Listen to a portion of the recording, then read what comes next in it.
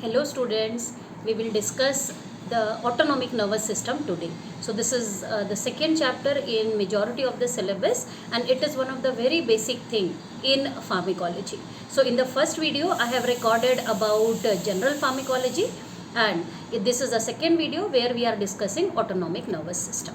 So with the name itself it is clear, autonomic means self-governing. So any system that is self-governing is called as autonomous. It can be autonomous college or an autonomous university. It can be automatic washing machine or automatic cars. Or autonomous or automatic means self-governing.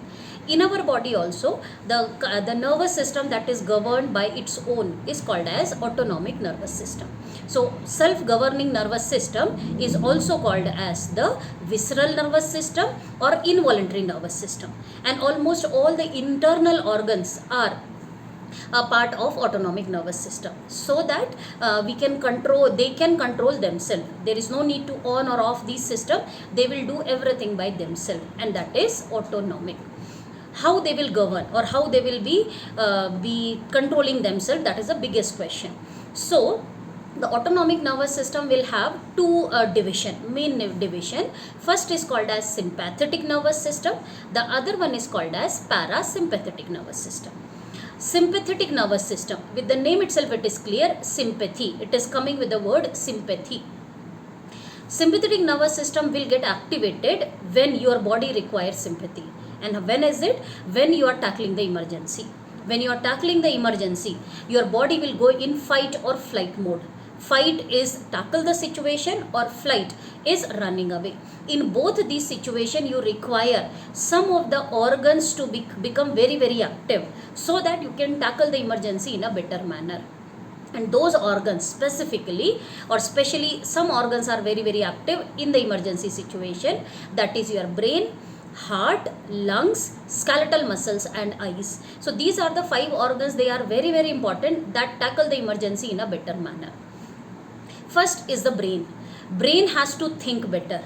It has to take the action better, and because of that it can control your thoughts in a better manner, and you will take a very brisk or very fast or very correct decision. So the brain requires more energy, oxygen and nutrition to take correct decision. Second thing is going to be heart. Heart is somewhere related with emotions, but it is also responsible for stamina. So when your body requires stamina to tackle the emergency, your heart has to pump more blood to each and every cell and tissue, so that we can tackle the emergency in a better manner. And the heart gets more blood supply, oxygen and nutrition itself, so that we can provide a better stamina to tackle the situation. Number 3 is going to be lungs. Lungs are related with more and more vital capacity. When you will be taking proper oxygen inside, then only your each and every cell can metabolically very active, and it will be tackling the situation in a better manner.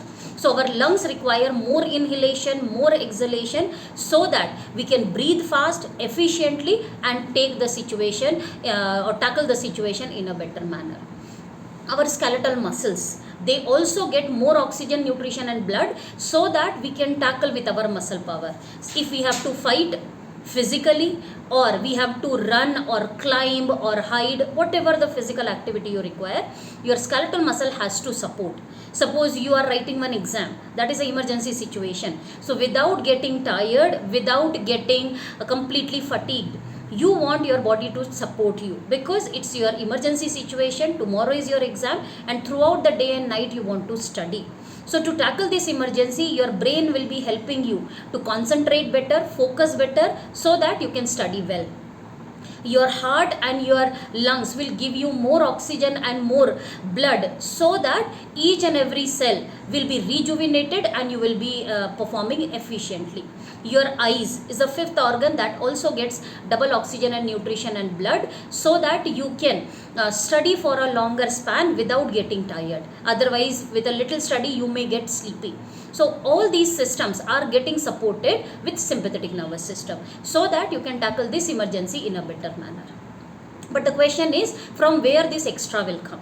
Because we don't have any extra blood. 5 liter blood everybody is having. So this 5 liter blood cannot increase in 7 liter, and when it is not required it cannot go to 3 liter. 5 liter is the same, we cannot change it.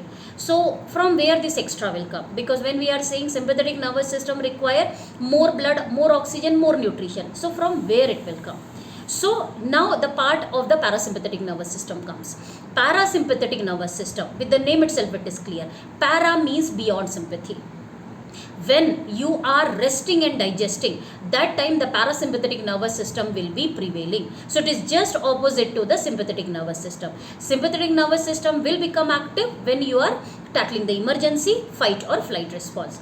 Opposite scenario is resting and digesting. So parasympathetic means beyond the sympathy, your body is storing the energy, taking proper rest, so that next time when the emergency will be there, body will be able to respond in a better manner. Now when you are tackling with the emergency, all the extra blood supply will be taken from the organ that are innervating the parasympathetic nervous system. Usually your gastrointestinal tract, your excretory organs, skin, hair, a reproductive organ, and your exocrine and endocrine gland. These things will be giving extra blood. These organs, specifically these organs, will give their own blood supply to the organs who are tackling the emergency, because in emergency all these organs are not required that much. So what our body does, it will take 30% extra blood supply from them, and it will give it to the brain, heart and skeletal muscles, so that our body can tackle the emergency in a better manner.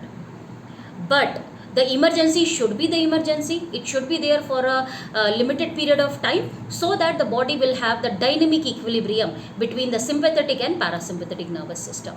But there are situations that disturb this.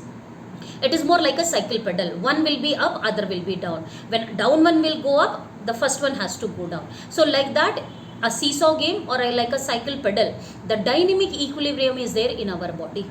But sometimes we take a lot of stress, overthinking, fear, guilt.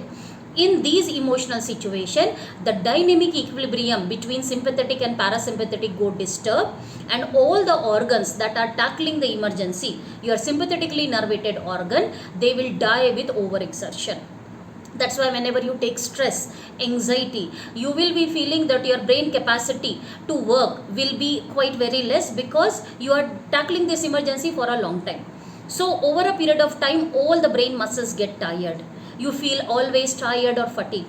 Your stamina, your rejuvenation energy will be missing. You will be feeling all the muscle ache. You will be feeling your eyes are very tired. You are not able to focus. You feel sleepy. They all are the things because you did not keep the emergency as emergency. It became your lifestyle. And in this situation, people will suffer with autonomic nervous system related disorders. And one of the very common symptom is overexertion of this, you can say, vital organs. Whereas the other set of organs that are parasympathetically innervated organ, they will die with scarcity of blood, oxygen and nutrition. Because always remember, we have given extra. But once the emergency is over, we should return back also. But here, emergency is not getting over, it becomes a lifestyle. So just imagine how long your GIT, excretory system, skin, hair, reproductive system, endocrine and exocrine gland can survive at 20% level. So in this situation, we will start suffering with a lot of diseases, with a lot of endocrinological disorders, digestion related issues, detoxification related issues, baldness is very common. Plus you can say a lot of gonadal issues. All these things starts just because our emergency is not finishing, and it became our lifestyle. And in this situation, usually people will suffer with autonomic nervous system related disorder, and we have to take the medication as adrenergic and anti-adrenergic, cholinergic and anticholinergic.